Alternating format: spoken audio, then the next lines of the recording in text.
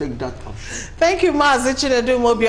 All right, so from that report talking about Nigerians' dependency on alternative energy sources, we go to a related but different story, which is on President Muhammadu Buhari's economic scorecard.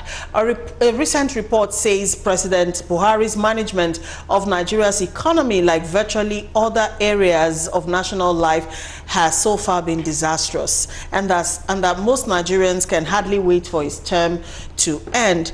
All through his 7-year presidency so far, only the president and his officials have so far rated his performance favorably.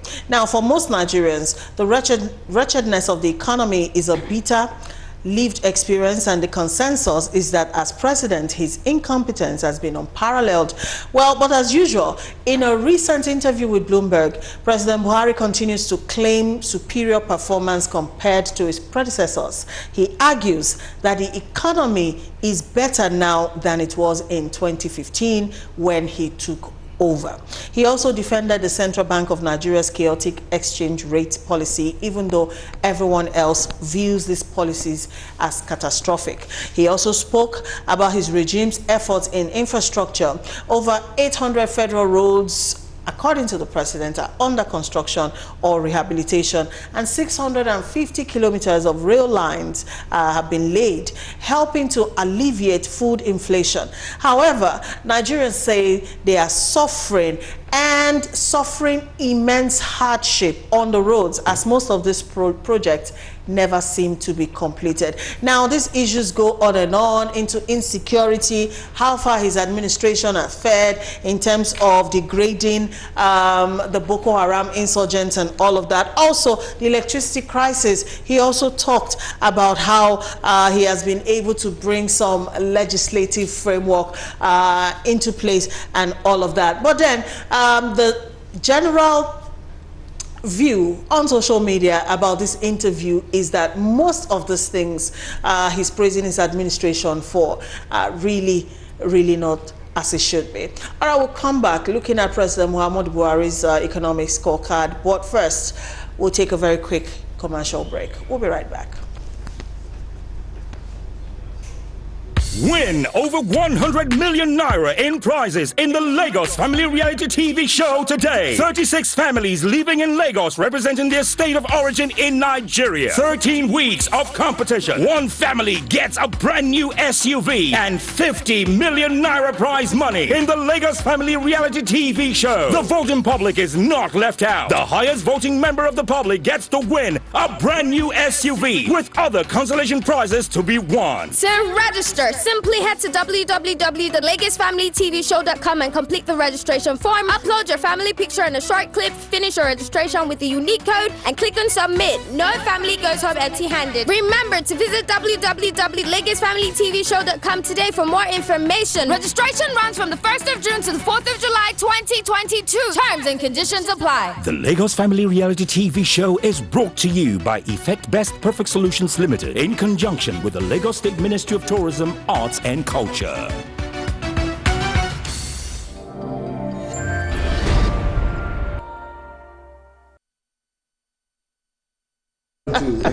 Welcome back. All right, you're still watching Galaxy Television, and the program is The Buzz Live. Well, we've talked so far about Nigeria's epileptic power supply. Now let's talk about this administration's economic scorecard. Gentlemen. Well, one thing, there was this groundswell for Buhari'S, if that's what I'll call it, before the election of 2015. He came up with this mantra of change, and we were all so excited. We keyed in the change mantra, and he made 3 promises, electoral promises to Nigerians. One is to improve the economy, one is to secure Nigerians from, then it was mostly Boko Haram, bring about security, and the third was to fight corruption. So these promises struck a chord in our minds, and we voted for him. I voted for Buhari 2011, 2015. But since then, we cannot fail to say that most Nigerians have been disappointed by the performance of his administration. It's the three areas he made his promises. You see, because unemployment remains dangerously high in Nigeria, especially among the youth. The governors cannot pay the minimum wage. The rate of poverty is increasing. Nigeria has one of the highest, if not the highest, concentration of extreme poverty in the world. The death rate has gone up. I think when Buhari came to power, Nigeria was owing like 9 point something, is it trillion naira? Now it's 41 point something. The exchange rate before he came in was 198 naira to $1. Now it hovers above $500. So things have not gone well with the economy. He has not done a good job with the economy. But if a politician stops politicking, what does he become? A politician must politic. And the thing is that to a politician, every news is good news. What a politician doesn't want to do is to be ignored. So as long as he has the opportunity to speak, to be seen, he's very comfortable with it. So Buhari is just being a politician by making statements that most Nigerians will not agree with. But do you think those are just mere statements, or was he actually talking, maybe factually, about achievements that he truly felt his administration has actually made? Well, you use the word factually. Facts can be subjected to variegated definitions. Your fact may not be my facts and may not be his facts. So facts as determined by who? Facts as determined by him. And we're talking about facts determined by experts or ourselves because we feel it. You don't have to be an economist to feel that the Nigerian economy is not being handled right. So facts, yeah, facts, but whose facts? So his facts are wonderful facts, but they do not correspond to conform with our own facts. So I don't know how he gets his facts, but it's his facts. And then corruption too, which was one area we held him because we thought he was because of his supposed incorruptible uprightness. He had this aura of the indomitable will of a military commander, the candor, the incorruptibility. The personal will, the will of the. What is it? The indomitable will of a military commander. Right now, I feel like you're looking for the right words to describe a character in a novel. Yeah, so no. That's what we thought. He was a military commander. We've seen him in charge before with Idea, but we like what we did. What he did as a military commander, and we thought he could replicate that within the confines of a democracy, and that would be wonderful for Nigeria. So that indomitable will of a military commander about him, we admired. The incorruptible uprightness of like a moral crusader. He carried himself like, there was this aura of chastity, discipline about him. We all like that. But it's not, we expected that he would deal with corruption. But that has not happened. And he seems to have looked the other way as people very close to him are amassing a lot of wealth. So insecurity is an area we all feel. People get kidnapped. It was Boko Haram initially. Then banditry added to it, Fulani headsmen. So now the insecurity situation it boggles the mind. It's just terribly disturbing. So overall, if I'm to score Buhari, I'm not qualified, so let me just not score him. But I think he has done a terribly bad job as a president. Thank you, Mr. Zukama. Mazi, let me hear your input. Yeah, with due respect, my friend, I will offer you a bottle of red wine. That's for saying this red wine. I will give you a bottle of red wine. I don't take beer. Honestly, I think I've touched the areas. Madam P, what you are holding your palm, do you need light to see it? What you are holding on your palm, do you need light to see it? If you want to measure the performance of person, go to what and things he has done. We talked about railway line. right? I've said time and again on this platform, those of us from the southeast, himself is from the southeast, from Port Harcourt to Umahia to Enugu, there's no evidence that anything has been done on railway line since 1980s. Okay, since 1985 till now. I make bold to say it. Go and verify. Last time I brought it, wheat has taken over. Even people have taken their lands, farming on the rail tracks. And somebody is telling us that he has done terribly well on the rail. Now, he talked about insecurity. He said he was not going to negotiate with criminals. He described the Boko Haram as criminals. He said he was not going to describe with them. Dialogue with them. But what are we seeing today?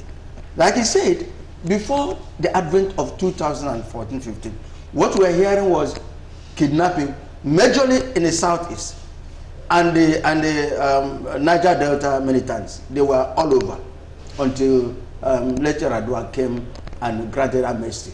Then in 2012, Lieutenant General Ife Juruka was posted as the chief of army staff, right? He nipped it in the pond. He went to the southeast, and the terrorists there, as it were, it wasn't that terrorist, Osi Kanko at Abala Forest was arrested and killed. That reduced the kidnapping in the south. It was terribly bad until we began to hear it in the north, southwest, and all over. There was nothing like banditry. There was nothing like Fulani herdsmen. But today, what are we experiencing? So it is one thing, like he said, performance can be subjective. Yeah, fact can be subjective. It depends on the angle you see it, right? You don't score yourself. Let other people evaluate you, appraise you, right? It is you who will now give out your appraisal form.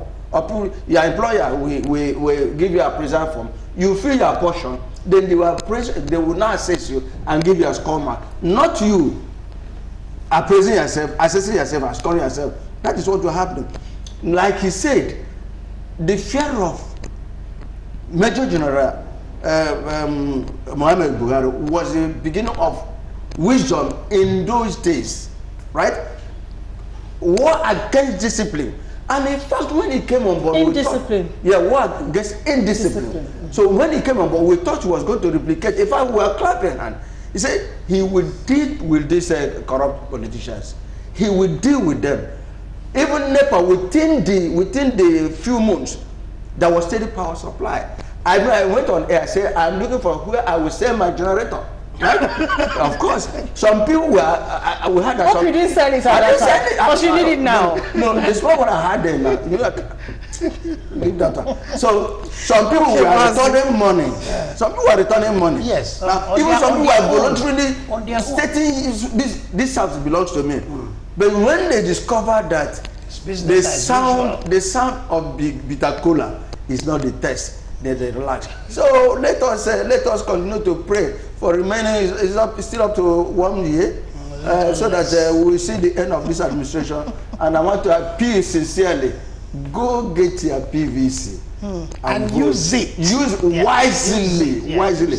Don't be like that woman I met during 2019. You say, I've gone to collect my 2,000 naira rice. I'm going to vote. It is terribly bad for you to mortgage, to be like Esau, that will sell your battery because of porridge. All right, thank you so much. According to this report, under this administration, if we're talking about the scorecard, things have actually gone all right. Now, in 2021, Nigeria placed 11th on the misery index, and unemployment is at a staggering 33.3%. Many state governments, like Mr. Izukama said earlier, are struggling to pay salaries. They can't even pay. And even the 30,000 naira minimum wage for a lot of states is like a mirage. Also, Nigeria became the world's global capital of extreme poverty in 2018, with 86.9 million Nigerians living below the $2 per day threshold. Now, 7 million more Nigerians are destined for that miserable category by December this year, 2022, and that's according to the World Bank. All right, let's quickly read this reaction on WhatsApp. Matthias is here. Matthias says, good afternoon, presenter. On President Buhari's scorecard, well, I still wonder if he watches television at least twice a week to hear how, to see, you see on TV, you don't hear, to see how people are suffering. The cabals are just polishing his shoes and he thinks everything is going on very fine. To me, I will give him 1/10. Rail line, where and how, or the one that goes to Niger Republic. Corruption, some they use deodorant and some insecticide. Insecurity, 0. Unemployment, high. Poverty, capital of the world. Education, 0.